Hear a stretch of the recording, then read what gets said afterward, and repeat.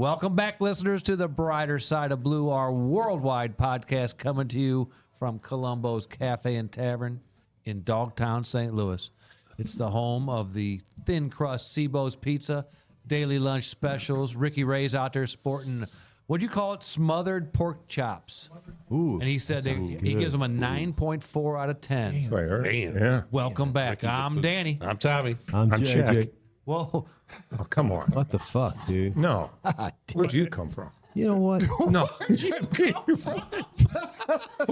come from? Producer John, are you here? I'm trying to figure out who's who. Hey, every time Chuck's on, he screws up, and we forget about you. Yeah.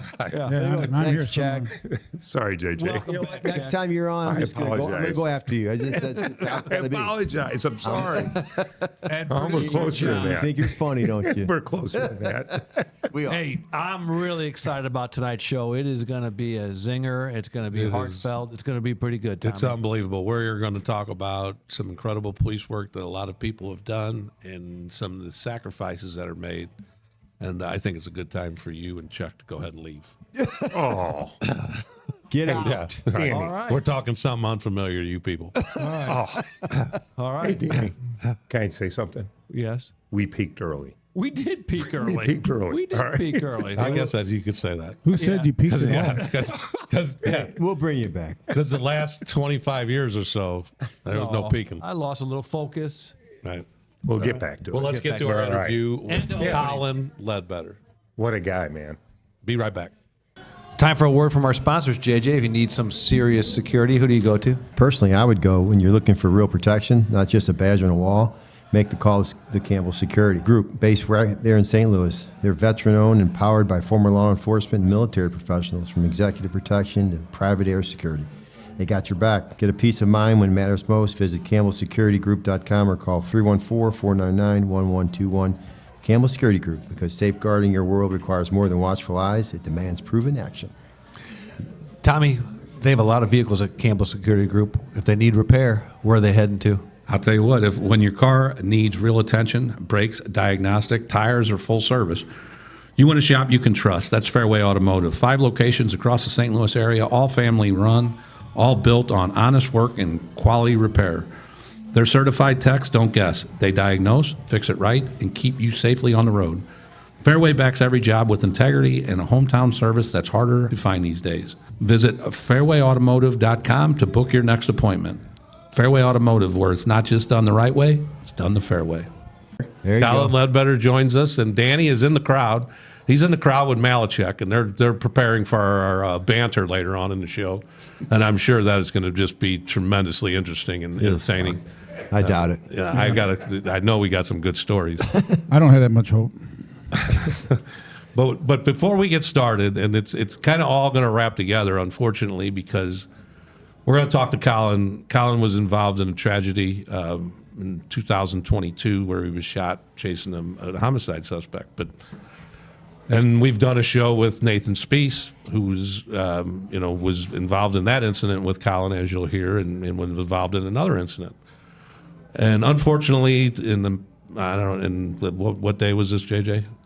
Friday. Last Friday, the day after we taped last Friday, a couple other officers were involved in a horrific incident. And it just so happens all these guys used to work together in the 6th District. And you guys have heard us talk about the 6th District and how close these guys were and some of the stuff they've been through. But, JJ, these guys work for you in Mobile. And give us a little update on what happened and how these guys are doing and what we got going on. It was, like you said, last Friday, but I'm not going to get into the whole story because it's still an open investigation. But basically, it was a pursuit that ended up coming. They ended up 2 officers, Kelly Smith and Jeff Stoll. We were in a car together. Kelly was driving, and the bad guys were traveling. It went on for a while. Helicopter got involved, and then I thought it was kind of ending. A few times we thought it was ending, but that's just because of how it worked out, the case itself. But anyway, they were traveling south on 170 towards Highway 40 behind the suspect's car, and it made a left turn on the overpass, or the exit ramp at 40, which is, if you've ever been up there, it's kind of weird. It's got high walls, and it kind of goes off to the left. So they they followed the vehicle down there. Where the vehicle, the bad guys, they saw some things they didn't like, so they busted a U-turn and went against traffic on an exit ramp of I-70, which if anyone lives in St. Louis, know it's a busy highway. What they were thinking is just, it's beyond me. I can't imagine what their thought process or the driver's thought process was. But they hit head on, and they hit head on hard, and both were severely injured with a lot of broken bones. If you want to go through the injuries, they're pretty horrific. They're both I mean, you don't have to go through. just broken legs, both of them, broken arms. Jeff Stoll was unconscious. Kelly never lost consciousness and he remembers everything. Unfortunately for Stoll, he don't remember anything other than seeing the car coming straight at him. So his last memory he has of it, which was a good thing for him. But they're going through it now. They're in Barnes. They're getting great treatment. And one of the cool stories, not cool stories, as a supervisor, it's one of the worst things you can hear. And then when Colin got in his incident, we were at, he didn't work for me. I knew who he was. I knew a lot of his guys. We were working, it was Dogtown, right? And we were all in the, we talked about it before, we were at Forest Park when this all went out. And it's just a gut-wrenching feeling when you hear officers being escorted by the police not in an ambulance, but in a police car. It's always like the worst case scenario for if they're that bad off that they take them and they don't even want to wait for the ambulance. So that came out again for us, and I knew they were my officers. We were heading that direction, and they threw them. And actually, Richmond Heights was there. 2 officers. I want to give them their names out too.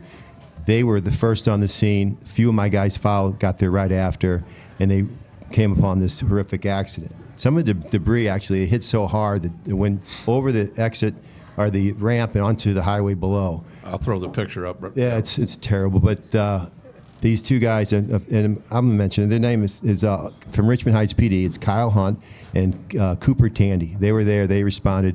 My officers, Marcus Dorsey,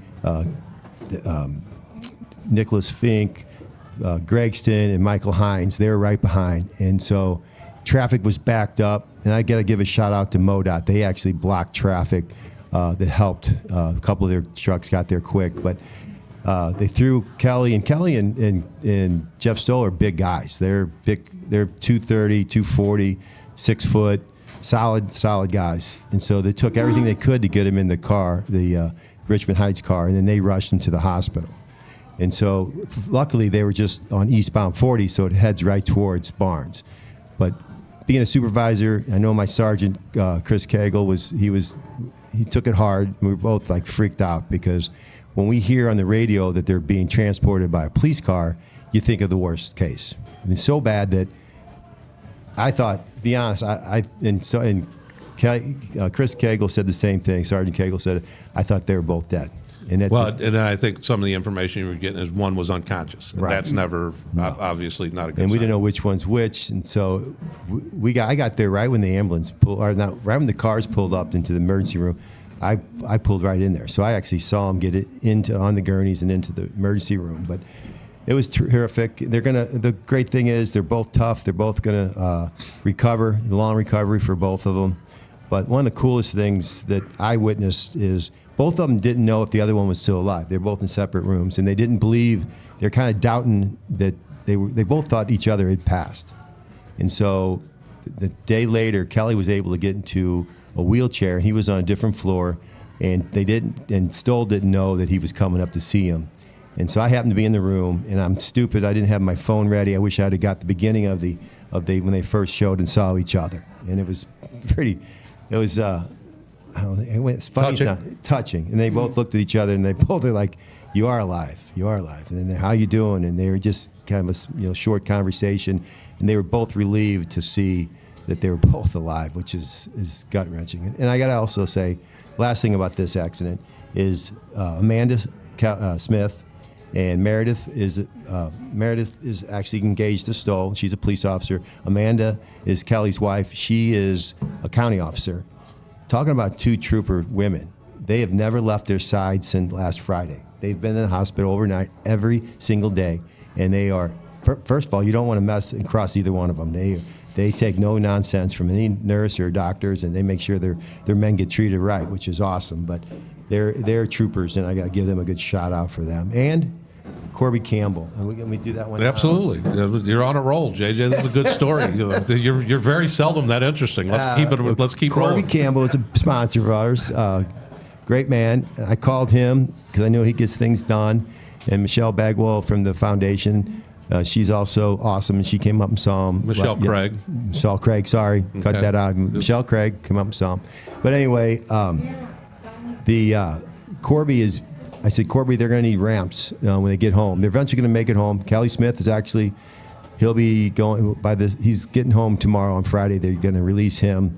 But we need the ramps built for their house, and Corby's on it. He's building the ramps for Kelly. It should be done relatively soon. And then when Stoll finally gets through all his surgeries and everything, when he eventually goes home, they're going to build him a ramp at his house too. That's awesome. And then that's Corby Campbell Security Group. They're a proud sponsor of us, and that makes us proud too.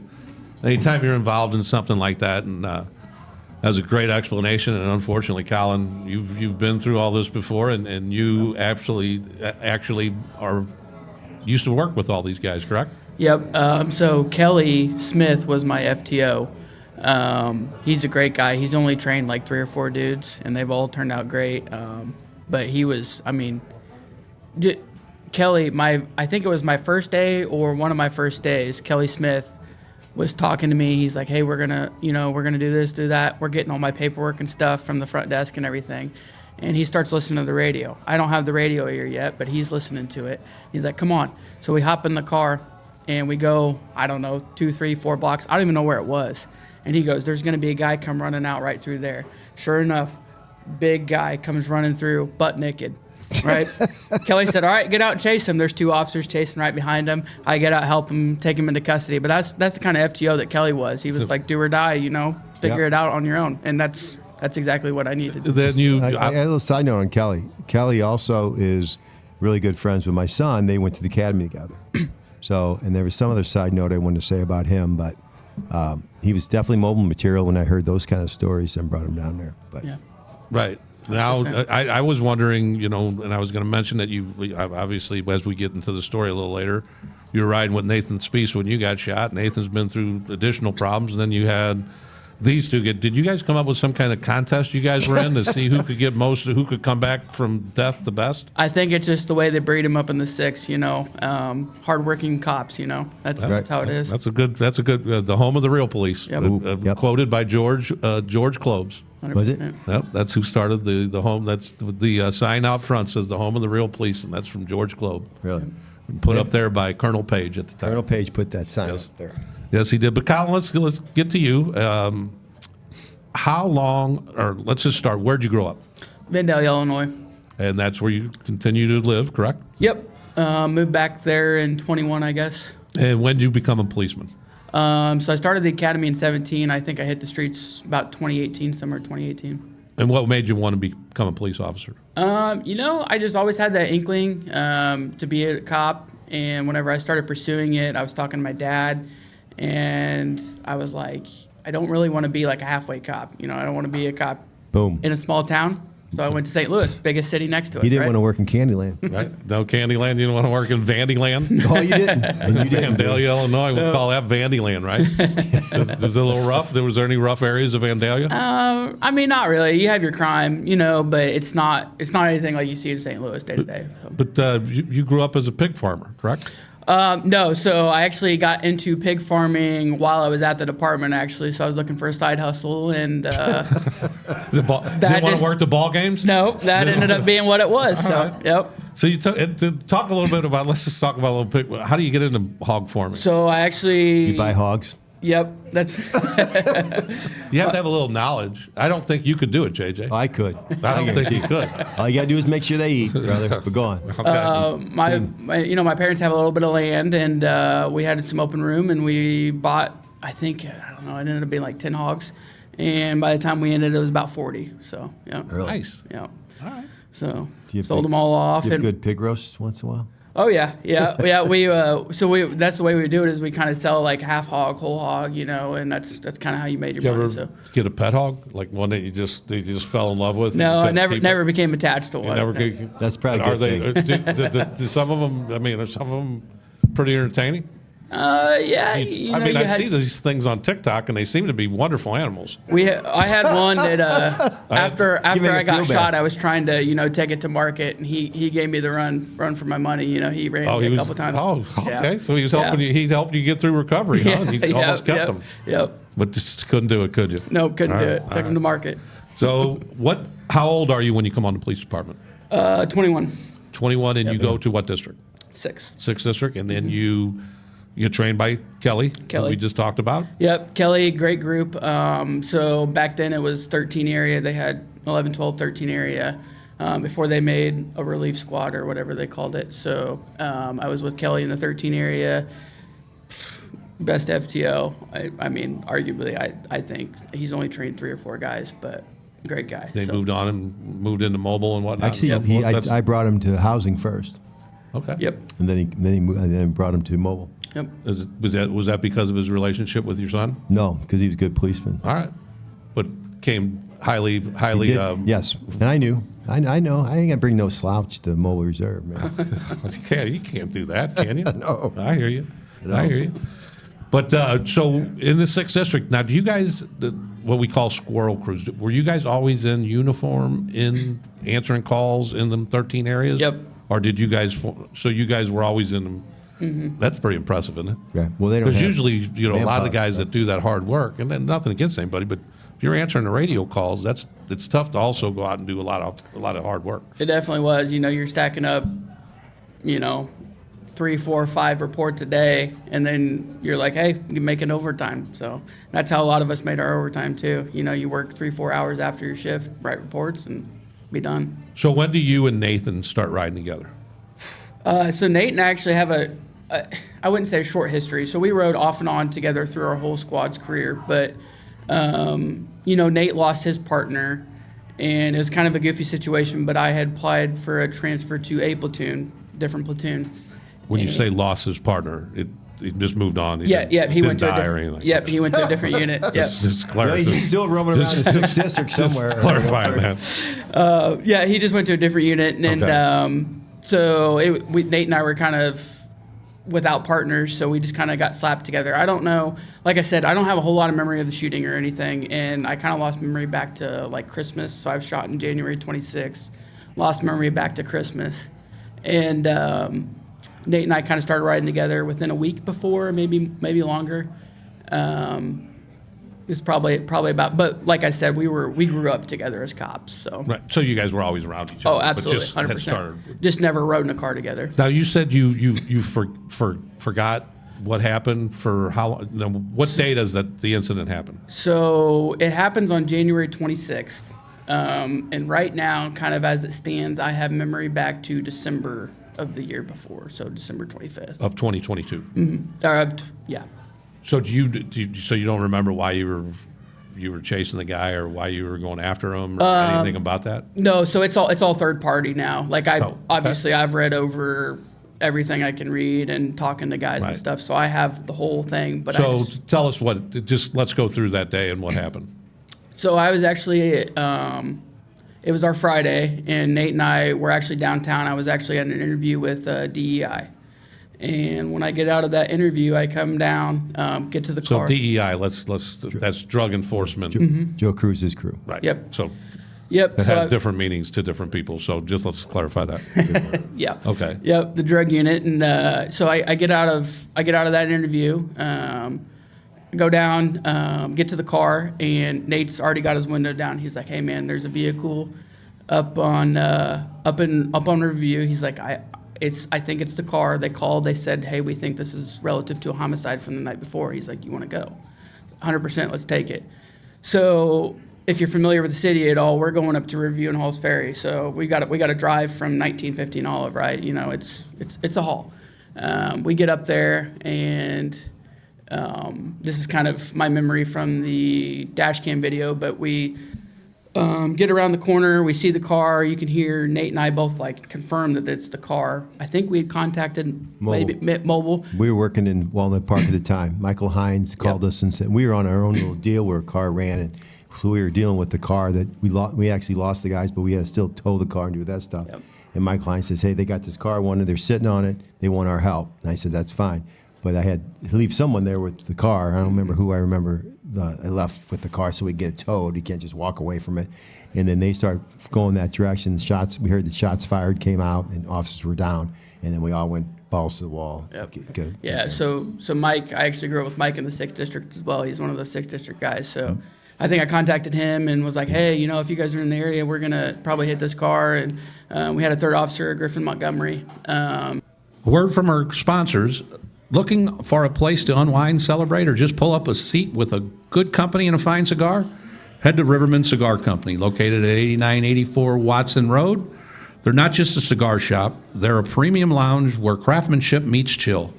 From Padron to AJ Fernandez, the humidor is stocked. The sonic humidifier with reverse osmosis keeps every stick tasting top tier. Whether you're new to cigars or a seasoned aficionado, they've got events, education, and a cozy spot to kick back. Call 314-843-3355 or check them out online, rivermancigar.com, where quality matters and the vibe's right. Now, Tom, where does Dan from Riverman Cigar go when he's selling all those cigars at a high price? Making all the money. Yeah, making all the money. Where does he go after that? He should head on out to Avail Professional Services. It's based in St. Louis, but it has reach across Missouri and Illinois. They're experts in tax planning, payroll, bookkeeping, HR support, and they don't stop until you're under control. Whether you're a solo hustler or a growing firm, Avail brings a high-touch service with real-world results. Visit availproserve.com for your free consultation. Avail Professional Services, when every financial detail matters. Go see Dr. Dussold, otherwise known as Marty Bird. Huge supporter of law enforcement. Go see him. Marty. The Birdman. Yep.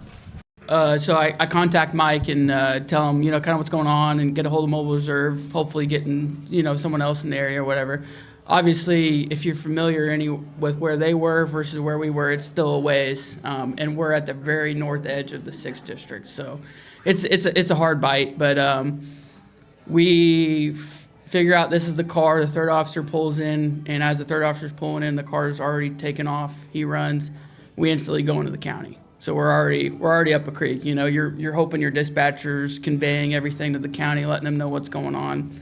I don't think that really happened. I think there was a definite miscommunication, but we chase it for a while, end up wrecking out in Ferguson. He tries to go up an embankment, comes back down, loses all 4 tires. And at this point, it's just Nate and I and then the third officer behind us.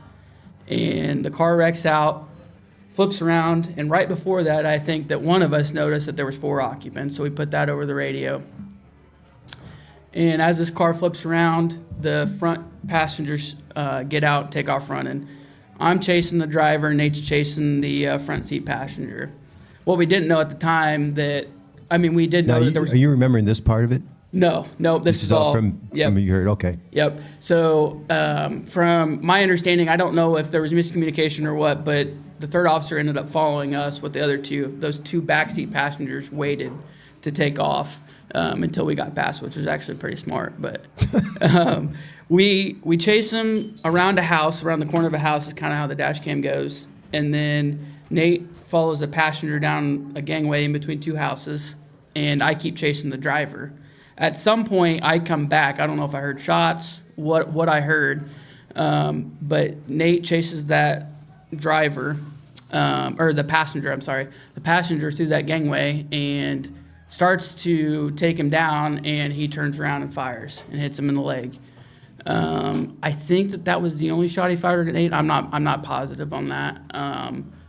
And he continues to run. Nate fires some shots at him, and at some point, him and I collide. That's kind of where everything gets hazy, No one really knows what happened. I know that at some point, him and I collided. I emptied my gun.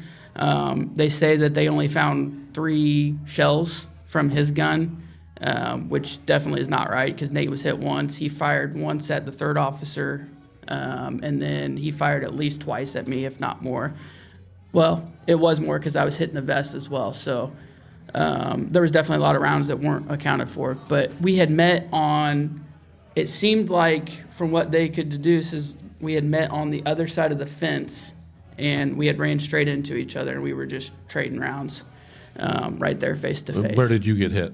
So I got hit right below my vest in the abdomen, and it went down, and then it severed my femoral artery.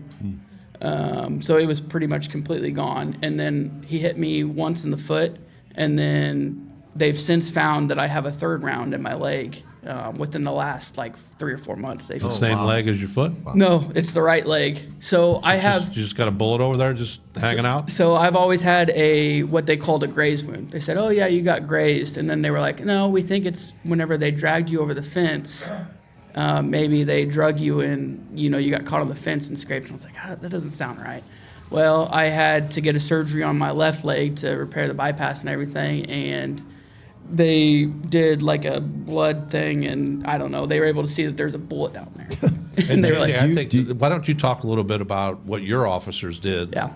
Well, When I was going to they're- ask him that. I was going to. So you remember which from people telling you what officers that came to your aid, and there was because some of them took Speece, some of them took you. So I know for a fact, at the time that it kind of happened, the county guys had showed up. So it was a couple guys from their SRU unit had kind of flipped around and started chasing one of the backseat passengers, and then they heard the shots came back.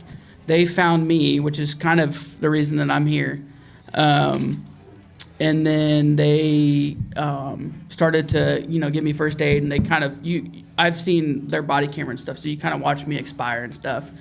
And so they grabbed me, they're trying to get a tourniquet. They're like, "Yeah, screw this tourniquet, let's just get him going." And it was really weird because someone had pulled up in a van, they were going to throw me in the van. Right. And like a block away, there happened to be an ambulance, and a North County co-op guy was like, "Hey, screw this accident, let's get this ambulance over there." So that kind of helped everything out. And so they threw you in the ambulance first, right? Yep.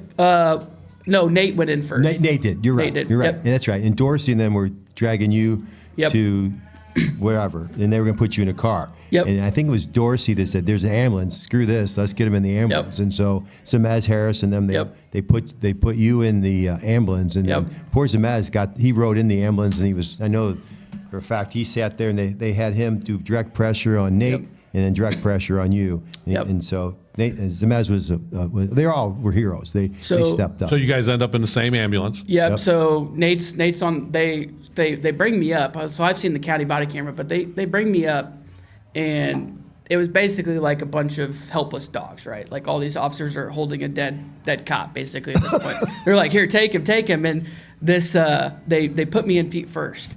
And one of the EMTs was like, turn him around. So yelling at him, like slapping a guy on the head, like, turn him around. So they get me flipped around. They throw me up on the gurney. And Zamez kind of followed me all the way in. And Zamez just ended up getting stuck in the ambulance. Yeah. Like they shut the doors and they're like, "Nope, you're staying with us." Yeah. And I guess Zamez at some point ended up just being on top of me doing compressions and stuff. Like, so he was holding Nate and doing compressions and like helping with all this stuff. So yeah, it was just amazing. So everything we heard was that it wasn't good. No. That you weren't going to survive. And Yep. and we were already pretty much, I'm not saying wrote you off, but we're like, oh my Yep. God, we were dealing with the fact that we thought you were dead. 100%. Yeah. And so they keep you going, they get you to the Barnes. And it so happens that my neighbor, Maddie's a young, her dad's one of my best friends, and she's been a nurse for a little bit, not that long, but she was in the trauma unit. And she didn't ever work on you or anything, but she knew she was there that day. Mm-hmm. And so after the end of the day, I get home and I'm like, I need a drink, believe it or not. So I went to my basement and she calls me and says, "Are you home?" I go, "Yeah." She goes, "I'm coming over, have a drink with you." Because she's, it affects everybody. And they knew you were a policeman, and it's a tragic event. So she comes over and she goes, "He's still going, he's still alive, but don't have high hopes. I mean, Yep. It's not good, and I don't think he's going to survive." And so that sucks. I didn't want to tell anybody that. I didn't want to tell any of my guys what she said. Everybody, there was those that were holding out hope, Yeah. And so the crazy thing is every day she would call me, Maddie Sack, and she just got married. Now her name's Montgomery, but I talked to her on the way here too. She said, but every day she'd come over and be like, hey, he's unreal. He's like just defying all the odds. And she said, and one time she said, even if he does survive, he won't be the guy that you know. Yep. And I'm like, or they know. I'm like, you got to be shitting me. So, but then all of a sudden she goes, no, he's responding. He's taught. And you were like the miracle that could not, I don't know who you have in your pocket, but someone likes you up there, man. Yeah, it's definitely the Lord. I've come to accept that. You know, there's only so many miracles that can happen before you're like, okay, you just accept it. You know, the ambulance being right around the corner. Right. So many things. I kind of mentioned the county guys, but the county guys. So at first, everyone thought that it was just Nate hit. They heard the gunshots, right? And so they're all going to the gunshots, and then the county guys were chasing that other guy. Well, when the county guys came back to Nate, they started to hop the fence, and they yell at me. I'm up against the building. I've already been shot. And I kind of wave at them. And it's kind of surreal when you watch the body camera, but they hop in, and they start helping Nate. And this one county guy I guess he got a weird feeling, but he's like, hey, where's that other city officer over there? And there's 2 city officers standing probably 10 feet away from me on the other side of the fence, you know. They're standing over the shooter. And they're like, what other officer? Everyone thinks I'm still chasing the driver. Wow. They're not worried about me. And he hops the fence, comes around, and there was I guess it's an outdoor porch, and it comes out this way, and I'm hiding around that other corner, you know. And he comes up, and my head's up against the wall, and he's like, hey, are you good? And then he just sees all the blood, and he's like, oh, we got a serious problem, you know. Because when you see Nate, you're like, okay, yeah, it's bad, but... And then, survivable. Yeah. And then they start to try to get a tourniquet on me. They can't, you know, I was already trying to put a tourniquet on, and it wasn't going to happen. But where I was shot at and stuff, I thought I was shot in my left leg. That's what I kept telling them. And they're like, no, I think you're shot in the abdomen, and they couldn't figure it out. So they just threw me in an ambulance. With the wound, the way it was, though, is the way you described it, is if it went in the abdomen and then it goes down and then gets your femur, is the bleeding going on inside, or is it coming out the abdomen? It's both. It's coming out the abdomen underneath my vest. It was real weird. So I kept telling everyone, I'm shot in my left leg. I guess that's because where the pain was. I don't know. And when I got to the hospital, they're like, yeah, we think he shot his left leg, but he's got an entry wound here. We don't know what's going on. So that and that kind of was where I was shot, I guess, because that's where the sever happened, you know, down in my leg, but the bullet traveled in a weird path. So. And you lost so much blood. How many blood transfusions did you have to go through? So it was, by the time it was all said and done, like over a 3-4 day period, it was 39 units. Wow. And just looking back at it, you know, your parents are all there. How long was it before they knew that you were going to live? I think it was like probably that night. So that's one of the other weird things too. When we get to the hospital, we pull in, and the on-call trauma surgeon, they call him out. They're like, hey, go out here and check this guy. They call him out. If you're familiar with Barnes ER at all, when they wheel you in, there's like a little reception area there kind of, and he came right up there. He's like, wait right here. Basically, he's checking to see if I'm even fit to go in a room at this point. Wow. And he claims, I've become good friends with him. He was at my wedding and stuff, but he claims that he saw me try to take a breath. And that was it. He's like, I think he just tried to take a breath. Let's get him in. They started working on me. And then it was like I said, miracle after miracle after that. So, and we're so lucky to have Barnes in our area. 100%. They're unreal. I mean, it's amazing because after that, he says that, hey, we're going to start working on him. A bunch of nurses come around, you know, everyone's helping, compressions, blah, blah, blah, blah, stripping me down. Mind you, they've also got Nate, and they also took the shooter to this hospital. So they're working on three trauma patients at this point. Wow. And they're trying to save all 3. And they get me into a room. They're stripping me down and everything, trying to figure it out. And basically, at some point, the call comes like, hey, we're going to take his leg. because that femoral artery is completely severed. That's the last of our warriors. We're trying to get his heart started and everything. There just so happened to be a vascular surgeon that was working upstairs, canceled his surgery to come down and repair that artery to save my leg. So I have a big scar all the way up and everything. They were able to reattach, because when I say that this femoral artery was like detached, it was all the way up into here. So, you know, you've got 2-3 feet of femoral artery that you got to fix and everything. And like I said, we're just lucky to have Barnes. I mean, that's doesn't happen anywhere else.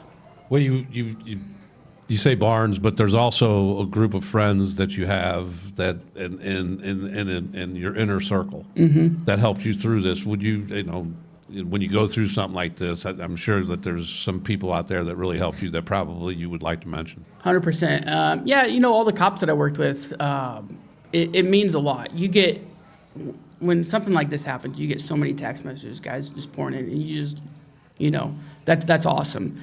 And then you got your family to lean on. You know, I got my now wife.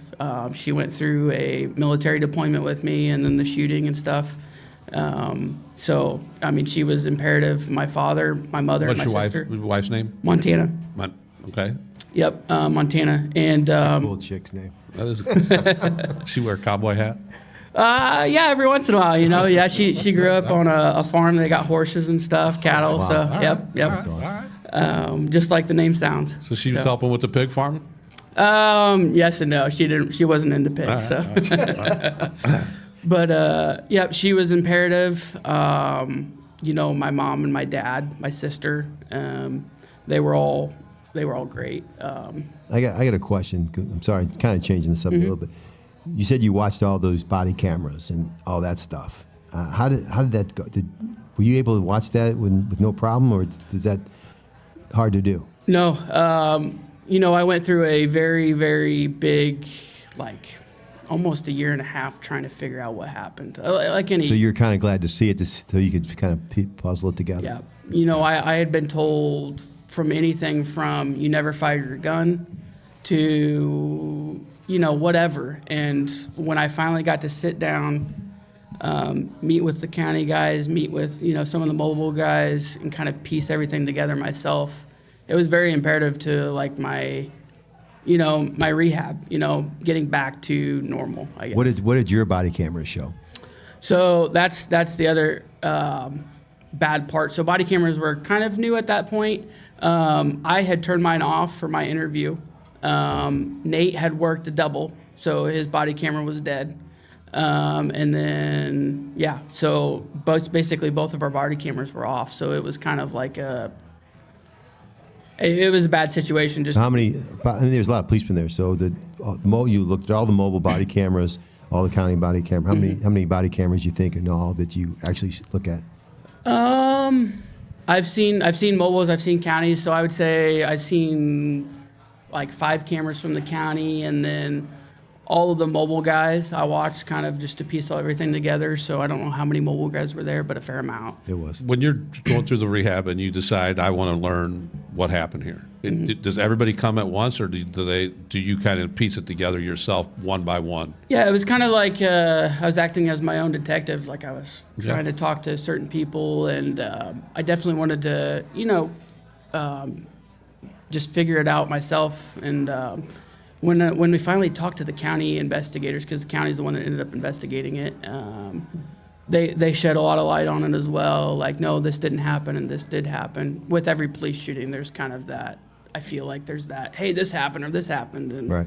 So. The bad guy, did he end up dead? Yep, he died. I think like 10 o'clock that night. He made it for a while, but he ended up getting shot 18 times. And what the homicide he was wanted for, was that in the city? Yeah. So. Is that the one that was wanted for the homicide? Because Yeah, so he was actually, so it's a weird deal. Like I said, a lot of people don't know this, but so he was actually wanted for the homicide of his brother. So he was actually, him and his brother were actually robbing a joint on Natural Bridge, and the security guard came out and confronted him and actually shot his brother. And so in Missouri, Right. you know, commission of a felony or whatever. And so they ended up putting that car out wanted for murder. So his brother was killed the night before, and then obviously he died the next day. And then this family just has a lot of bad trouble with police because I think 8 months before that, he was actually running, I think it was from a city unit, I don't know who, but he actually wrapped his car around a telephone pole. And he ended up dying as well. So that's like, I think that's 3 out of 6 or 7 brothers that are dead now. Wow. Now, when you're going through your rehab, and are there those days where you just felt like, what am I doing? This isn't, I'm never going to get back? Yeah, you know, with my left leg, there was just so much trauma that there was a lot, you know. So I don't actually have feeling in my left leg, which makes it 10 times harder because you think that you're moving your leg and you're not, and all this stuff. So it's just weird. But I've become used to it, and you know, I've kind of grown with it and figured out how to kind of work around it. So. Now, when you have those days, is it the Montana? Is that who you call when you're having that moment or that time where you're just like, hey man, this ain't right? Yeah, my wife. Was she your girlfriend at the time? She was girlfriend. Yep. So we ended up getting married in 23, but yep, she was my girlfriend at the time. So, yeah, my wife, my mom helps me a lot too. My mom actually, I don't think she missed a day in the hospital with me. So my wife was kind of going through college at the time, so she was trying to stay with classes and come back and visit me and stuff. So my mom sat through with me a lot, so she understands kind of where my body's at and stuff, you know. But yeah, both of them definitely are imperative to it. So you're going through your rehab. You know, things are looking up. You're doing better. You're working somewhere. Mm-hmm. And you take us through the moment that you hear now, and Nate Speech was with you during this, and he went through some trouble too to get back to work, got back to work. Now he's involved in another incident. Take us through what's going through your mind and how you deal with that. Yeah, so I was working at a car dealership in Illinois. I got a phone call. It's kind of how the police world works. I mean, if you've been in it, you know. But I got a phone call from one of Nate's now, he switched platoons at the time, so one of Nate's now squad mates, I guess, Dylan Mitchum, and he called me. He called me twice, and I was with a customer or something, I don't remember, but I sent it to voicemail. I don't do that now, but I sent it to voicemail. And then I got a third call, and I was like, what the heck's going on? So I pulled my phone out, and I was like, let me finish up with this customer. So I finished up. I don't remember who actually ended up getting hold of me. But they were like, hey, Nate got hit on the highway. It's bad. I don't know what's going on, but you need to get to Barnes. I don't remember who I talked to, but I went up. I was like, Dad, I'm leaving. I said, Nate's hurt. I'm going. And I went out, left, drove, I don't know how fast, probably pretty fast, and got to Barnes.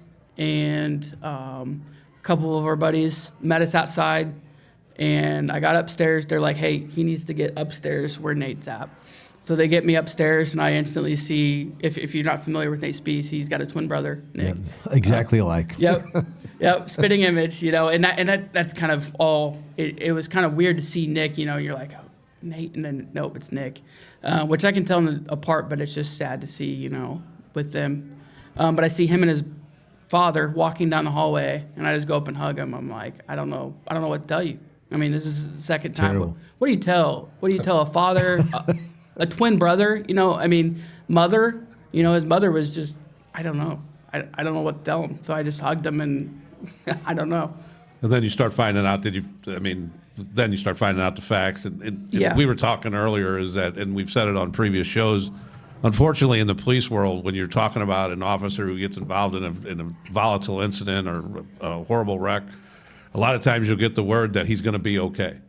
All Yeah. that means is he's going to live. Yeah, so It doesn't go into the fractures and all that. that stuff. original phone call was like, yeah, it's not good. And I'm like, oh, God. So I just start driving fast. And then I got a text message on the way, and they're like, hey, you know, Nate's going to be fine. He's good. He's recovering, whatever. And I'm like, okay, awesome. So I kind of slow down my step. By this time, I think I'm crossing the Poplar or whatever. And then I get to the hospital, and someone's like, hey, you know, we're not sure what's going on, but he's probably going to lose his leg. So it was like upwards of emotions, you know, you just don't know what to do. Hey, with that said, he wanted to be here tonight, and you know that. Yep. He had a previous engagement, so he couldn't make it. But I know. And Colin stepped in at the last minute. We had a guest He did. cancel, and we called Colin, and he's like, yep. And then what I also want to talk about is that one of the things that you're doing now, you're doing the same thing we're doing. You're doing podcasts. Tell us a little bit about your I had that podcast. circled. Yep. So it was kind of a crazy journey how I got there. So it's been 2 years now. I made a post on Facebook and I was like, hey, I'm writing a book, blah blah blah blah blah. Kind of put it out there, put feelers out there. One of my buddies, he contacted me. He's like, hey, I've got this person in St. Louis, or I guess they're in Fenton. He's starting up his own production company. I think it'd be awesome if you started the podcast. I'm like, it's not really my thing. He's like, well, he's got some contacts, so maybe he could help you out with your book. Okay. So I sit down and meet with him, and he's finally talks to me, and he's like, hey, let's do a podcast. So I started the podcast, and What's the name of it? Built Different. So, yep, if you search up Built Different STL, you can find it right away. So it's grown. I love the being able to get first responders on to kind of share their story. It's definitely something that I wish I would have had to do. It's kind of therapeutic. Exactly. Yeah. And you're having fun. Yeah, And it absolutely. really doesn't run. The money doesn't really. As long as you're having fun and it's therapeutic, and it's a little different than ours. We're more into just the complete shenanigans, Yeah. and stuff like that.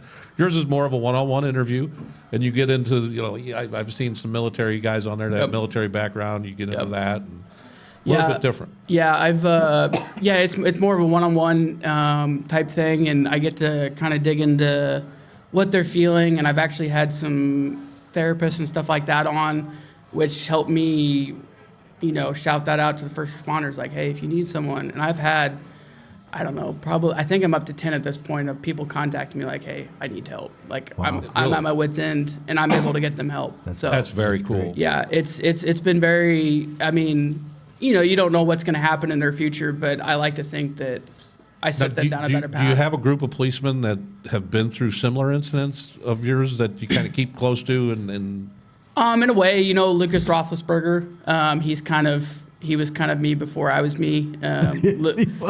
Lucas, if you're not familiar with him, he was dead, whatever you want to call it, without a heartbeat for so long. So I've talked to him a lot. I see him at everything. He was actually, he probably doesn't even remember this, but the day that I had to walk all my papers through and everything, I was at headquarters and I was riding down the elevator. I had just done my last thing, got everything signed off. I don't have anything left. My badge is gone, all that. And I'm riding down the elevator, and we stop on one of the floors, and Lucas hops in, and I said, this is like therapeutic, man. I just told him, I'm like, listen, like I'm turning all my shit in, like I'm at my wit's end right now. And he's like, hey, he just talks to me for that 1 minute, and that was it for me. So now, do you still stay close with all your police buddies and yeah, through text and through whatnot, text so and I live an hour and some change away, but I try to stay in contact with them, and if they ever need anything, I try to come over. I'm in Fenton every Tuesday, so I'm around. Good. I like it. Lucas, I ran into him. We talked about this last week, I think, but Yeah. I ran into him in the garage, and he's going to come on. Yeah, He's been shot twice now, yeah. but he said he's got to wait for the hearing, all the court stuff to be done, and he'll come. Lucas talk wasn't about in the six with you guys too, was he? Originally, I think he was up there. I don't know if it was. So it wasn't with you guys though. No. I mean, I'm telling No. you guys are. Is there anybody out there that hasn't been hurt that run with you guys that needs to maybe? Yeah. maybe a couple You're putting little a bad- extra St. Michael's medals. Need to, it. yeah. Hey, Absolutely. all the wives and parents that kids are working in the 6th district are probably like not going to like hearing all this shit. Absolutely not. But I'd like to ask you this: is that we do say that we like to talk about the good stuff of or the help recruiting policemen. Mm-hmm. What would you say to somebody that's thinking about becoming a policeman, even though you've been through what you've been through? Definitely go through. Definitely go for St. Louis City. You're gonna cut your teeth. Go to the 6th district. It's kind of on a side note. Kelly Smith's stepson, Ashton, Yeah. and he's been hanging out. He's been there every night, Really? every day. He's whatever his mom needs, he goes and does, and he's just a great kid. He just graduated early from Vianney, but he's been sitting there. He's quiet. He don't say nothing, but he's listening to all. The room's always filled with police officers. Absolutely. So he's taking all in. So the day my guys all met before we went to the hospital, and we were just talking, and I said, I think her son's gonna, Ash is gonna want to be a police officer. And like, I went down. So we go in there, and Amanda brings it up and says, yeah, he's talking about wanting to be a policeman. I go, but he apparently for a while. Get him on the podcast. That's awesome. That's great. He's a good kid, and he's gonna wants to go to the trades first until he's 21. And they said he'll do the trades, and then he'll try to be a policeman. She's hoping the trades pay him so well, and he does so good, he doesn't want to be a policeman.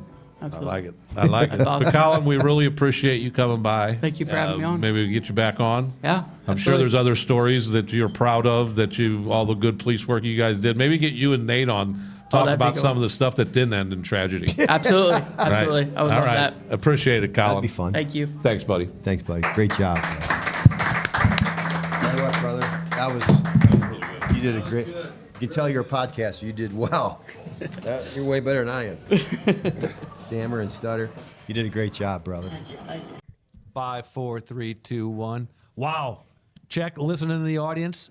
Unbelievable. I know. JJ, you guys did an excellent job. Colin, that was Yeah. a heart He did a great job. He did a from great the job, heart. yeah. It was captivating. I never heard that story till tonight. Me neither. Unbelievable what those kids go through and what they went through. And it as I'm listening to that story, I know right now that there's a pay raise that's out there that the Board of Police Commissioners just approved. If they don't find those guys money, something's wrong. Oh, they did. It's did? up to us to the patrolmen and sergeants to vote on it. It was voted on. They're gonna all vote for it. It's great. It's a good deal. Okay, And good. What's in the language? It's really good. So Because we just heard one story.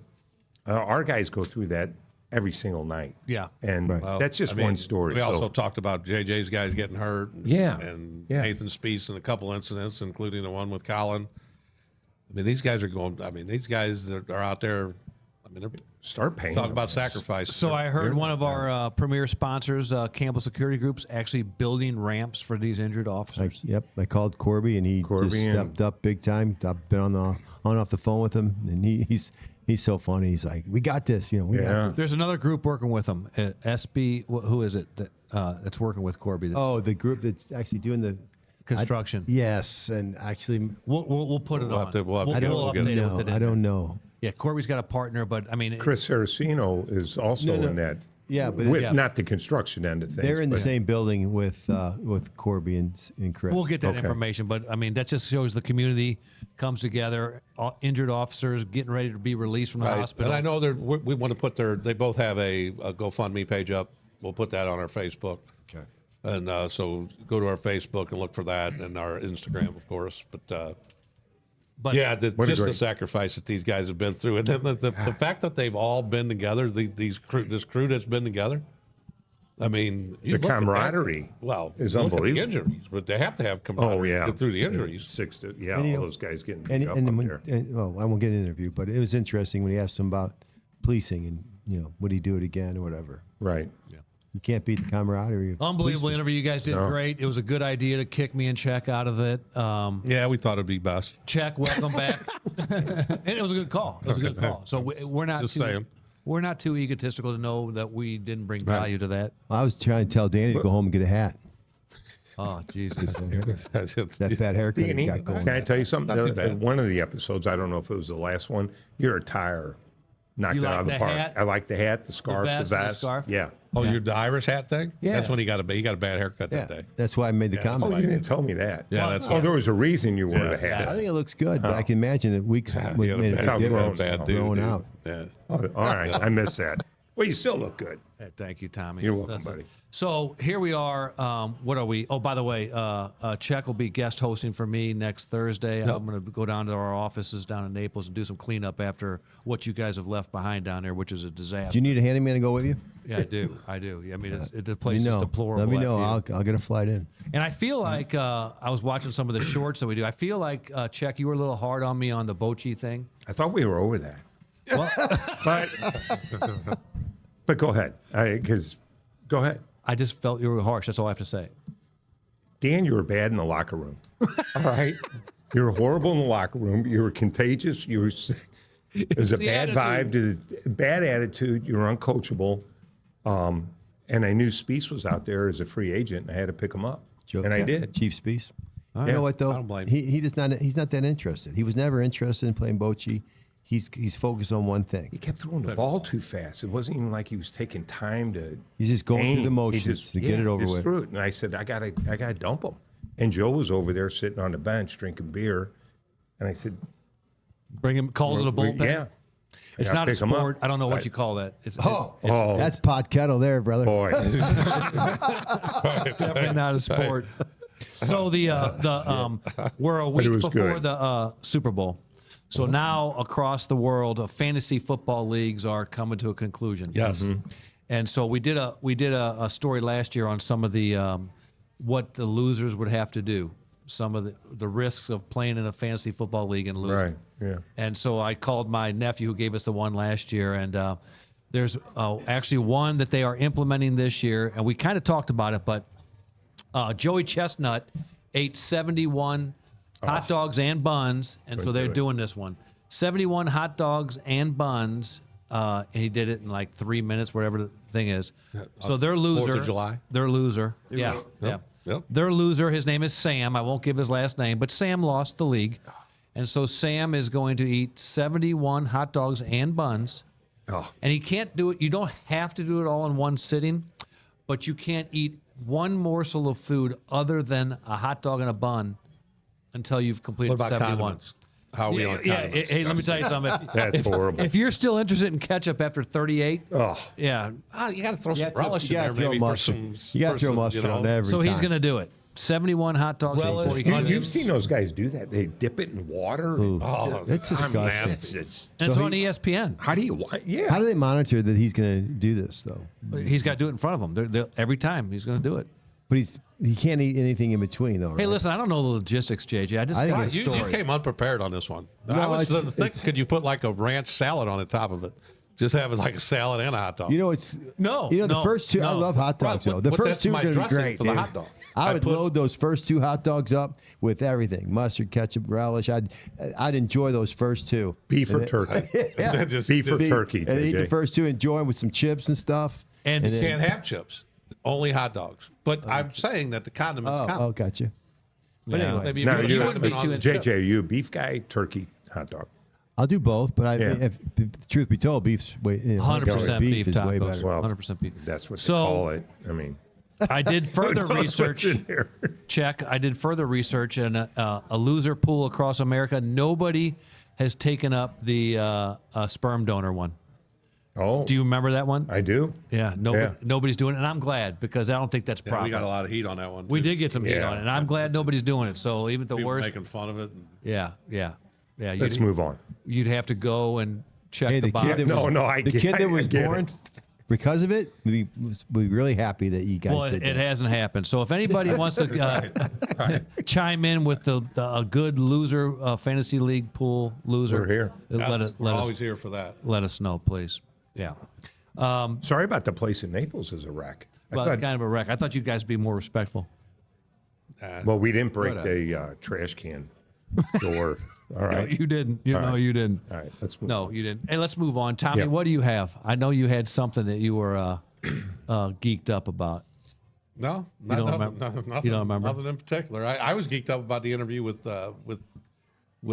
Colin. Yeah, Colin I was do. You did a outstanding. good job. Should I go straight into this day in history, or check? Do you have something? No, I'm good. No, go into it. And I- What did you want me to bring up the that Atlanta thing? Oh God, yeah. That's I knew Oh, that's yeah, what it yeah, was. that's yeah, what it yeah, was. yeah. So there's an HBO miniseries coming out, and it's going to be called St. Louis DTF, and it's going to. Greg, have you heard about this? Has anybody heard St. about Louis DTF. Google it. No, don't this? No, Google no, this. Google it. Don't Google it. Chuck, you don't even. Do you know what Chuck? Do you know what DTF stands for? I saw the trailer on this. Yeah, No. you can say it. No, I'm not. Go Well, ahead. I'll say it as I describe what this whole Justin series Bateman. is about. It's Jason Bateman. Yeah. He's in it, and it actually looks very good. And does. and it's like I said, but DTF, St. Louis DTF, is an app that the whole show is surrounded about. Is it a true app? Is it? No, it's not. It's a fictional story, and it's an app that the whole story is about because they meet on this app. Then there's a love triangle, and there ends up being murder. But St. Louis DTF, the thing is the for lack of Acronym. better words, the acronym is down to fuck. So the app was just for freaks. I knew it was know, dirty. beep that. It was dirty. Down to freak. Can you get the faster Wi-Fi here? What? I can't. Right. What's wrong? It's just a little slow. I can't Right. download it. But it's coming out on March the 1st. I saw the trailer for it. It looks outstanding. Jason Bateman's in it. Why did they I pick do St. like Louis Jason for Bateman. this? Why did they pick St. Louis for a down DTF? Why not? Why not? Right. Hey. Oh man, I don't like it. It's dirty. Hey. No. Now, I did search a little further to see if that was any movie scenes were done here, because I thought we would have heard if Jason Bateman was in town. And, Right. Didn't You happen. know, No. So a lot of these places, and of all places, you think, California or Florida, where a lot of the new movie studios in our past have been. Where it's going on now is that Atlanta, Georgia is the place. I didn't know that. Atlanta, Georgia's got big old studios now, and It's an upcoming city. and they're man. giving Yeah, it they're giving tax exemptions and Incentives. tax incentives for people to shoot their movies there. Well, to move just a simple scene to St. Louis is astronomically expensive, because they got to get extras, and they got to do bring in trucks full of stuff to do it. Where now with AI and whatnot, they can just make the background they want, and they can shoot whatever they want and make it seem like it's in St. Louis. I still wonder why they picked St. Louis DTF. I don't know. Right. Well, maybe because there was a murder involved.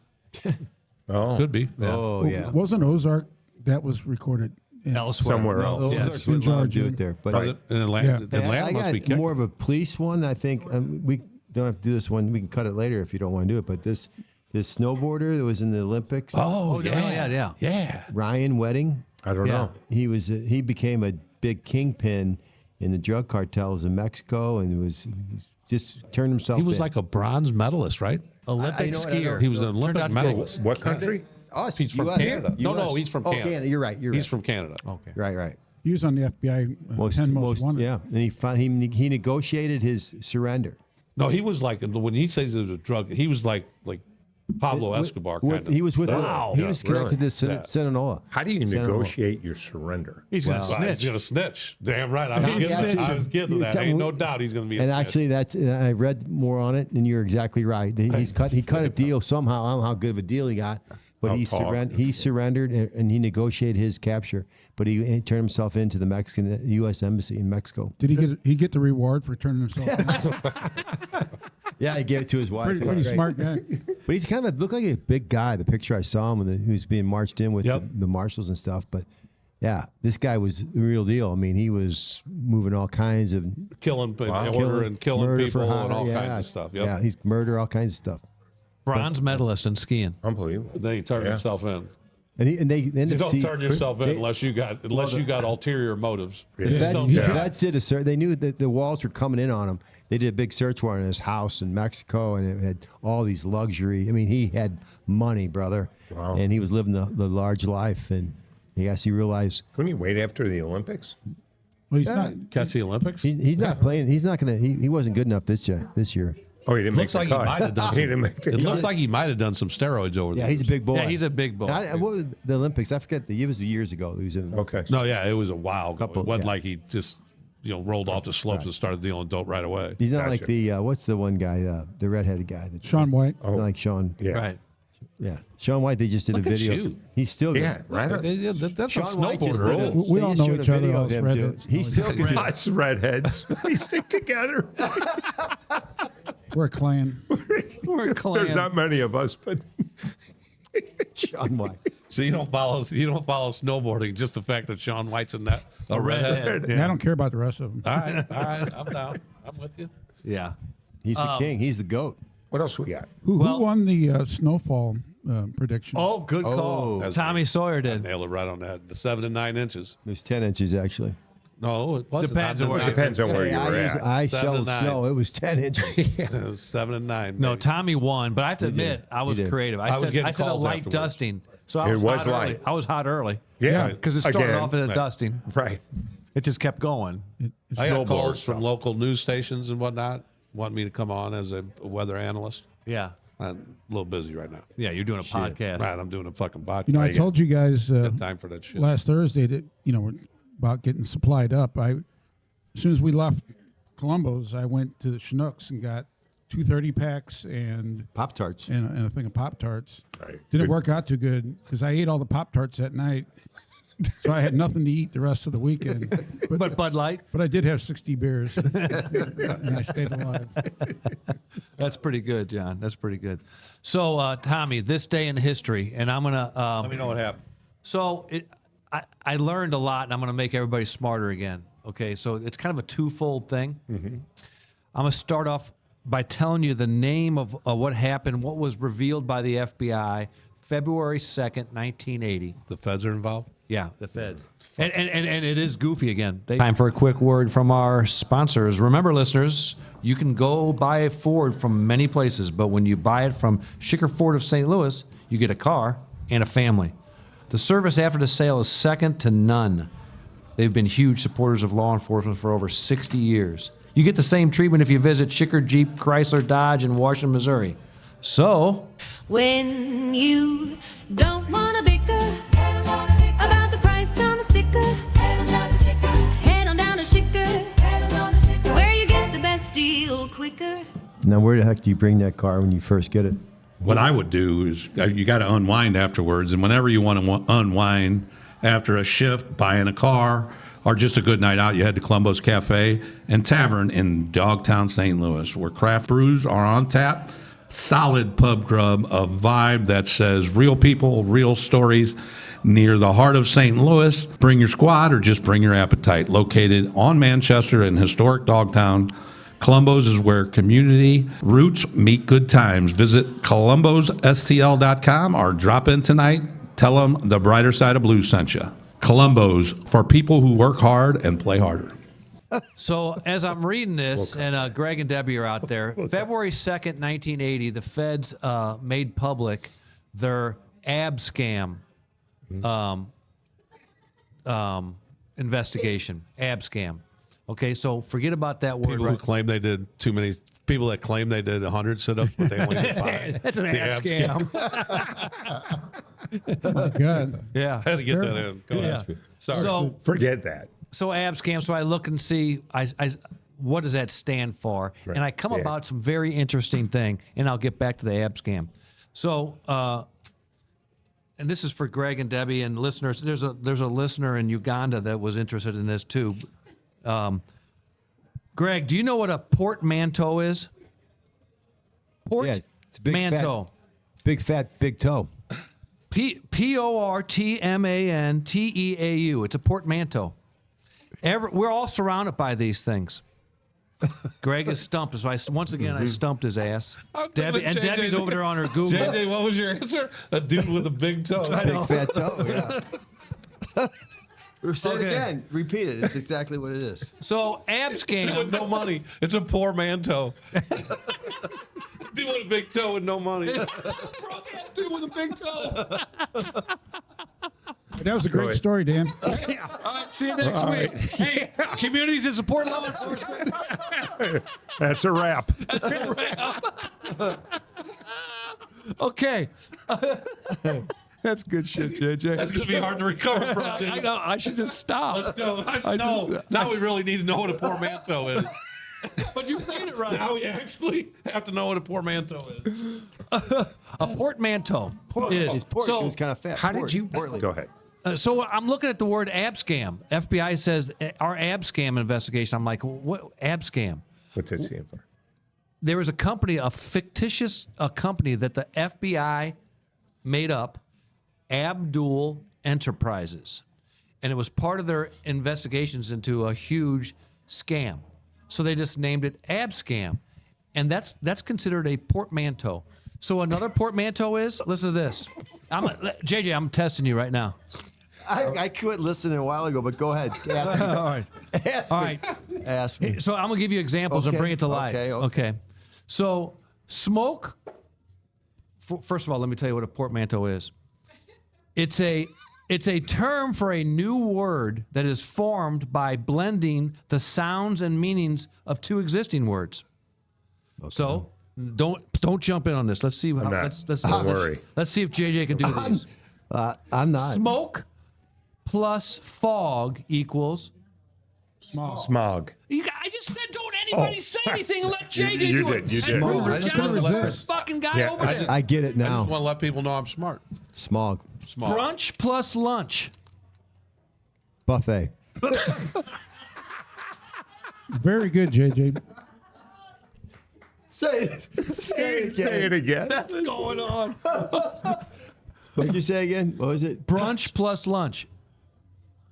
Come on, Lunch? JJ. Lunch? Lunch. Don't make any sense. Brunch. Well, it's brunch. Yeah, it's Breakfast- brunch. You said breakfast brunch, plus though. Lunch. He said He it. did say Okay, I'm brunch sorry. already, though. Now this is kind of interesting for us. I'm so uninterested. iPod. Do another one. iPod plus broadcast. Podcast. There you go, podcast. Spoon plus fork. Spork. The spork. The useless spork. Yes. Situation genius plus move. comedy. Sitcom. I'm sick. Internet plus flicks. Netflix. JJ. You're rolling. Microcomputer plus software. Microsoft. Federal Express. JJ's getting hot. Yeah. This is unbelievable. Federal plus Express. FedEx. Are we going to do all of them? Yeah.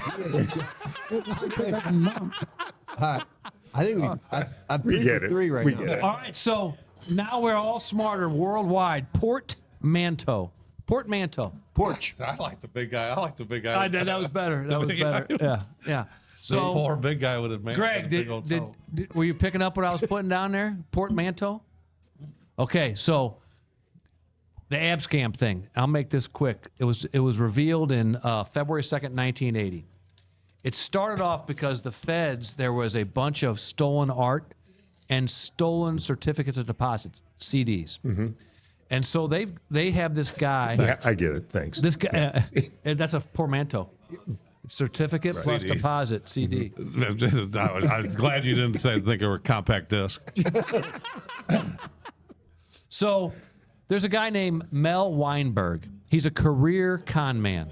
He is one of the worldwide famous con men. The feds finally get this guy. Harvey's brother? No, Weinberg, Oh. not Weinstein. They call him Melberg. It's a portmanteau.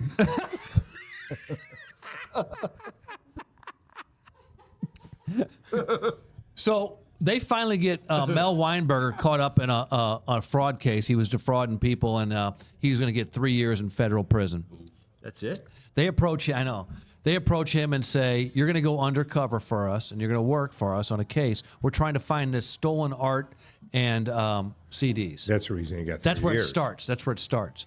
So he goes undercover, and they form this company called Abdul Enterprises, and the premise is that Mel Weinberg is a American representative of these sheiks, Arab sheiks, that have unlimited money, but they can't speak English. He's their representative.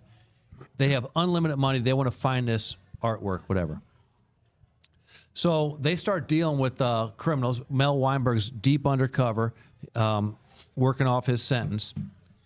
He gets involved with some middlemen, and they say, "Hey, we're going to find the artwork for you, but we want to introduce you to these 6 guys. They need some help with some political favors, whatever." Unknowing, and this is not the intention, they start meeting with these politicians, 1 U.S. senator, 5 congressmen, the mayor of New Jersey, all these people. And they're just offering money for political favors and say, you need to get a license, you need to get gambling licenses, you need to get all this stuff. And it shows up on these videos that they're trying to get this artwork. Mel Weinberg's on FBI hidden cameras. It's these politicians, 50,000. They're literally stuffing cash in their pockets from the sheik. The sheik's sitting there in a robe, and he's pretend he doesn't speak English. He's an FBI agent from Cleveland. Oh. He doesn't even look, whatever. And so they're like, now the FBI is going, okay, now what do we do? Because this is what we didn't want to get a bunch of politicians. Yeah. We were trying to Yeah. find. I think it's Running awesome. over We were trying to head. find some pictures. Right. Well, a couple of the politicians were Democrats, and at this time in 1980 there was a Democratic administration, and so they get it to them. They're like, okay, we are in territory we don't mean to be in, but we can't. The administration says, well, we can't stop it. It's going to look like a Democratic. We're covering it up. Yep. So just play it out, but wrap it up. Well, Mel Weinberg's not only a con man in the world, but he's also conning the FBI. He is doing these lavish parties on lots. He's spending the FBI budget. He's having he's blowing the shit out of Having their fun. money. He's giving $50,000 to politicians, their cash. He's bankrupting the FBI on this one investigation. They end up wrapping it up like 13 huge politicians went are to jail. convicted and go to jail. Weinberg did such a good job. He eliminated his 3-year sentence, but he was so cocky. He said, okay, I also want my wife, who I think was implicated in some stuff. I want her, to be clear and this and that. He just died like 2 years ago at the age of 93, never locked up in Florida. He was living life in Florida. And What about the wife? the wife is free and clear. She got locked up. She got Yeah, no.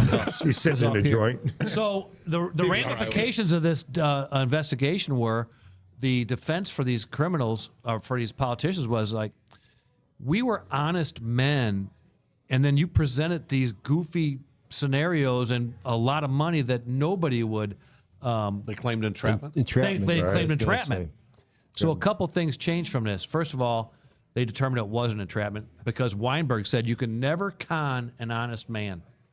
They used his Yeah. quote. They said, if you didn't have the Yeah. intention, why'd you show up at a hotel at midnight to Right. meet people you didn't know, and then plus you took $50,000? So that didn't work. But the FBI changed all their protocols so that some undercover couldn't bankrupt them and all that stuff. So We just went through that in St. Louis with the alderman, claimed entrapment. yeah, Right. Yeah. All those gas station things. Yeah, all the licenses. I don't know yeah. if that was just. You threw us off with just. That was a couple years ago, 4 or 5, wasn't it? He was just convicted last week or this week. Yeah, he Oh, just that was one of the last ones. There's Yes. been several. Yeah. I had so But- many but the comments I last don't want to one- make, but give myself And in I'm not trouble. going to mention names, Go ahead. but Yeah. that was no, his I just, defense. if I Just throw one out. We'll cut it. I might promise. wanna I'll cut how it. did Nancy Pelosi not go to jail on this one? For I'm sure she was involved. She's 90. she's 90 years old. I don't get that whole. She's How did they get by with that insider trading? They sent Martha Stewart to prison for the exact same thing they do every day. Yeah. You and I talk Then about she this. came out hooked up with Snoop Dogg, and next thing you know, Snoop- she's making millions. Yeah. I love her. I don't I think get she's that. awesome, dude. Who, Martha? I love yeah. She's great. But the roast that they had, never, Classic. that Yeah, was classic, dude. So anyway, Portmanteau. Manto. The Poor big man, guy so- with That was the good. Big old, Thank you. Yeah. That was good, Danny. Yeah. You see how I tied it all poor together? dude did. with a big Yeah. old toe. What do you got, John? I'm John, you thinking got you got musings? something. Well, I got some Let's breaking. finish strong, I got some Greggy. breaking news. All right, Uh-oh. finish strong. When you don't want to bicker about the price on the sticker, head on down to Chicker. This just came in. Let me say something about the Ford Explorer. Oh. All right. Oh. Oh, yeah. That This was is good. Uh-oh. That was All right, This well, is I'm good. gonna do My the, officers well, I'm going were- to do the Zen now since he took my. Yeah. Yeah. Oh, I'm sorry. I thought you were done. I thought that was it. Well, I think let me that just he add it. Let me whatever just add this in. Chicker's got going on. I think his JJ. Trumps it? yeah the whatever. You're No, gonna they do just with said Ford. that the Ford Explorer that they were in and that crashed, it was horrific. They said the steel in that vehicle is new, and it's why they probably are still alive today, other than the fact that they wore their seatbelts. But that the steel they have in those Ford Explorers is tough. And where can you get one of those, John? It's Schicker Automotive Group, but if you're a first responder, you get $500 off, plus 10% off services at all locations. There you go. Very good, Bono. That's good. And thank you to Chick. Sorry, Bono. And what else you got? All right, you remember that guy Carl Pansgram that I told you about, like the worst criminal everybody? ever. The most devil. He was the devil himself. Yeah, he's probably the most sociopathic Killer person of all ever time. to walk Yes. the earth. Yep. Yes. Killed 21 people. Started his career by burning down his school when he was 8 years old. Yes. Well, I found another Carl Uh-oh. that For real, his name's Carl? Carl Tanzler. And Uh-oh. in the same year that Carl Pansgram got hanged at Leavenworth, That hung? hanged. Is it? Yeah, hanged. I'd go with hung. I'd go with Hunk, too. I'm Hanged. hung. Yeah, I'm more Hunk. So we went to the we're same all high hung. school. Say what you want. I'm going hung. Debbie, we're going with Hung, not Hang. Ask He was Greg. hanged. I think we're going with well hung. Hang. Well, he died, so he must have been well. So the correct thing on well hung should Go be well on, Johnny. hanged. Johnny. There is no such thing I as will testify that he was well hung because well he hanged. died after they hanged him. Okay, all right. So go ahead. All Sorry. right, so I'll make it short. Carl was 50-something years old in 1931. He was a he treated cancer with radiology. They called it something different back then. Anyway, this is down in Key West, Florida. A girl comes in. She's 22 years old, named Elena. Uh-oh. And when she walks in, he recognizes her as some woman that he saw in a vision like years before that was supposed to be his true love. But she had tuberculosis real bad. So he was treating her, but She had when she came in, she had yeah, tuberculosis. that's why she was I didn't know if it in was the a hospital. dream. No, in the dream she was like normal. Right. So anyway, Wasn't ridden with tuberculosis. no, she It's a good question. very healthy. Good question. In the Just dream. throwing it out there. So anyway, he falls in love with her the second he sees her. Well, she's got these terrible problems. Well, he asked the family for permission to start treating her with, even though he was just a technician, radiology technician, he had all these ideas. So, she was so bad off that they said, yeah, go ahead. So he's trying all these different potions and stuff that he came up with. Well, a few months later, even after all his things, because it was all, he wasn't a doctor, she dies. So he talks the family into letting him pay for her funeral and to buy a mausoleum to put her in. So they let him. I don't think they had a lot of money. I don't know if she got to let somebody, sure. Yeah. So she, they embalm her. They take her to the mausoleum. They put her in there. Well, everybody forgets about it, but he doesn't. He's still in love with her. So he's the only one that's got a key to this mausoleum. This is getting creepy. This is getting really Well, creepy. this is as creepy as it gets. I was like, it's about to take. No. It's about to take a turn. I like this. This Keep is going, about Johnny. to take a turn. Keep going. So every night, I'm into it. Carl goes to visit Elena, in the mausoleum. She's in the crypt, but he talks to her. He whatever. He even had a phone installed in To call her. the caller. I think he talked to directly, in case he got a call. Whatever. So anyway, he does this for 2 years every day. Well, pretty soon that's just not enough for him. So We knew it was going Here it I knew comes. this was coming. Here it comes. I think it's called necrophilia. so he shows up one night, and he brings his little wagon with him, breaks her out of the crypt, throws her in there, and takes her home. Oh boy. In a little red radio Yeah. flyer wagon. Exactly. Oh, Carl. So anyway, Carl takes her home. Well, by now it's been 2 years, so she's boy. kind of deteriorating. So is that against the law? Carl. Yes, it is. It's part of the story. So Carl. Carl ends up, and in the meantime, he got fired at the hospital for something nobody knows why he got fired. So he's got plenty Can't of time on imagine his why. I think you got a bum rap. hands. So he gets her home, I think he's normal. and he takes wire and coat hangers, and so her arms and legs don't fall off and shit. and This is a good one. well she's This might but be his best obviously ever. She's deteriorating, so Really? Trying to keep her together. yeah, so he stuffed her body with rags. He's got her all wired up inside.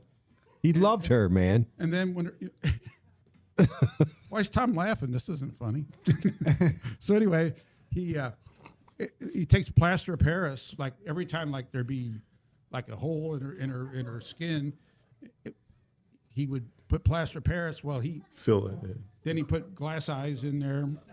He put a wig on her. Oh wow. For 7 years, It's coming. he slept with her every night. Oh my God. So of course there was a smell. So they said he bought gallons of perfume, had flowers everywhere. He used all this disinfectant. So anyway, he would talk to her. He would dance with her and stuff. Well, one day the neighbors looks in and sees him dancing with this gal. Oh shit. And they thought it was like a doll, but anyway, well, it gets back to the family that there's something going on here. So her sister, Elena's sister, shows up one night, walks in and finds her dead sister laying in bed. So they call the police and they lock Carl up. He was just in love. That was true love. But the statute of limitations for stealing a body was 5 years, and this is 7 years later. You shit me. So they had to take Elena and rebury her in an unmarked grave somewhere, so Carl wouldn't, resume. Carl didn't know. And what's crazy about there's actually a law. The statute of Stealing a limitations. car. Stealing the body. Johnny, what year was this? 1931. There's a movie of this, Well, John. that's I don't know. So no, but he wrote a book. He wrote an autobiography. But anyway, so by the time he got caught, it was Too late to like prosecute nine him. years later. Right. So he, they sent him for a psychological evaluation, obviously, Can't imagine why. but he passed. but he passed it. So he lived the rest of his life till for like another 20 years. He never prosecuted. never nothing. prosecuted nothing. Never And he's went to- coming on a show next week. Yeah, well, nobody preserved him. I don't Fucking think. Carl coming on. Carl, how you been, Carl? What's Carl's last name? One more time, Johnny. Tansler. Tansler. He was from Germany. Okay. He became a U.S. citizen after all this shit. Right. Oh my gosh! Right. Yeah. Because we need. We more took of him them. in. We took him in. Yeah, we need. This a might be couple the more. craziest show we've ever had. That's unbelievable. That's a good one, unbelievable. Johnny. Yeah. Anyway, that's good. If I John, can, that was a Good good work, one. John. Very good. All right. Very sickening, disturbing. it was disturbing. Cancel my pizza. I don't have an appetite. Right. Hey, we are a grassroots podcast, law enforcement friendly. Supporters, like, Yep. subscribe, and share. Hit that Always. button. Help us out. Tommy calculates that. Yep. That's how we keep this thing growing. Hey, It's a good time. Time for a Zen. I never got my son. I don't know. No, I can wasn't skip shutting it. down. No. No. After that sick story, We I need need a some Zen. Zen. Oh, I'm confused now. Which one I want to do? Oh, Come you on, got two JJ. written down there. They're pretty big. Pick one. Look at that big ass writing.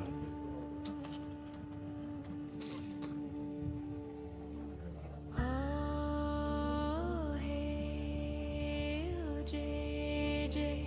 The crowd all silences. They can't wait. Sometimes you will never know the value of a moment until it becomes a memory. That was by Postal Dave. All right. And I apologize to Greg. Yours is next week. All right, say it again. Yeah. Sometimes you will never know the value of a moment until it becomes a memory. Yep. Nice. Yeah. Good Can't job, wait. I JJ. can't wait till that Zen's a memory. Good. Hey, that's your buddy Postal Dave gave me that. I liked it. You are That's kind of good. hard on JJ. Yeah, you're do beating him grab up, pretty hard. Danny. Whoa, You're like a hard teacher. You're like one of them hard ass teachers. No. He gave me good props on a couple of them. Like that was Yeah. So he's fair. I'm fair. He didn't like it. It's his All right. opinion. I thought it was great. And that's why JJ names everybody he gets his Zen from, because anybody you criticize, he just hey Talk to Postal Talk to Dave. Greg. Talk to Postal Dave. Yep. Tommy. Communities that support law enforcement are safer places to live. Peace. That was hilarious. That was a good one. That's good. I love that whole fucking. Oh fuck. Your guys is fucking. Check out. Do your ears hurt after that Yeah. one? Because Yeah. they hurt me too. Yeah. I must have big ears or something. John's was fucking funny. That was great. Oh, John. Good story, but you missed a really good sidebar in that. Well, I knew. I Pizza? struggle with Did you guys order pizza? The yacht that they used in the F-scam case, Yeah. they was the- used it for Donnie Brasco. the mafia, and- yeah. And it almost blew his cover. I was And going to also say forgot that. mention American Yeah. Hustle. Yes. Yes. that- I also forgot. exactly to mention. right. That's good sidebar. Well, They named the movie. you gotta American run Hustle. next time. Oh, Fuck. wow. Yeah. Well, I Yeah. thought that. I'm going. That's I it. don't know. You know, that's I it. had to look it up to verify, but yeah. Right. Yeah. So I knew Donnie Brasco reused a yacht. Yes, and it was on It the was in the magazine. It was in the magazine. Yes, Yeah. exactly. Donnie Brasco. Good show, Great boys. movie. Good show. Yeah. That Colin story, man. That was unbelievable. You out here, Doc? Yes. All right, brother. Thanks for coming by. Peace. Love that dude.